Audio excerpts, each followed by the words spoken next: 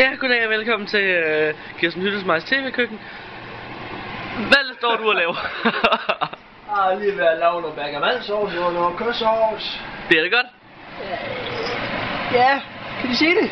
Ja. Hvis der så skulle være, du læser derude, og du ser det ud, så hvis gerne du ringer og siger, om det der ser forkert ud, så ring endelig lige til os, og så forklarer os alligevel sammen, hvordan det er, vi skal lave bechamelsauce, fordi det går vist ikke så godt.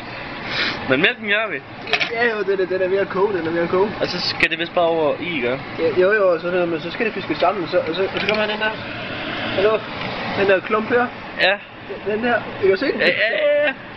Den skal så åbenbart blive meget flydende. Nu tabte du noget, Du må have det hele med, ellers så...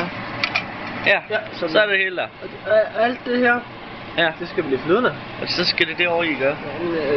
Nej. Så skal det her hældes lidt efter lidt herover i, inden det begynder. Ja, men nu koger det.